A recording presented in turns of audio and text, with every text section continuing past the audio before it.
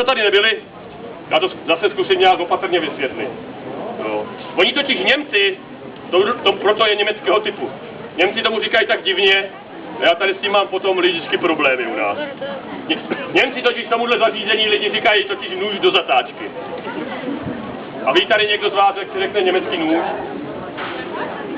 Řekněte to nahlas, jestli to víte. Messer, slyšel jsem to, někdo to říkal. Messer, děkuji madam, děkuji. Ano, inteligentní publikum, prosím vás, se pozná podle toho, že tak jeden. Maximálně dva ví, jak se řekne nůž. Jo, ale všichni ví, jak se řekne zatáčka. Jo, a to nechci slyšet, prosím vás.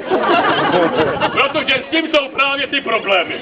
Jo, dětka, jestli v tom někdo nemá z vás jasno, zeptejte se doma, rodiče vám to rádi vysvětlí.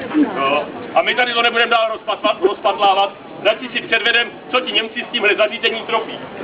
Já tady lidi, pozor, mám takhle ještě dva, jo.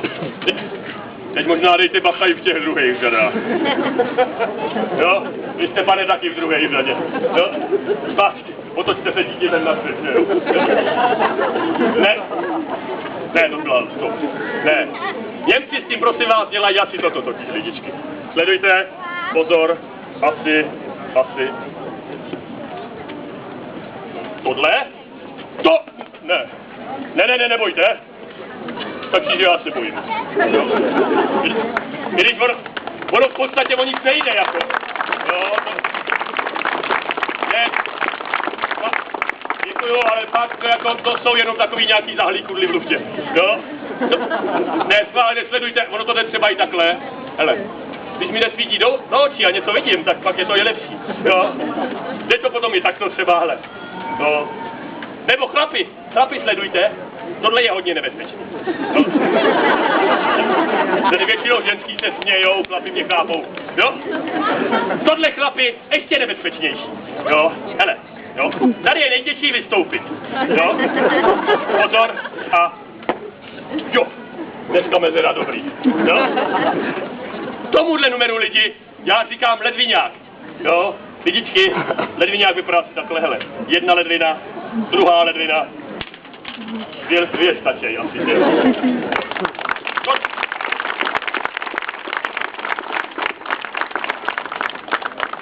Já to vždycky musím nechat spadnout, protože lidi si pak myslí, že je to nějaký posluch.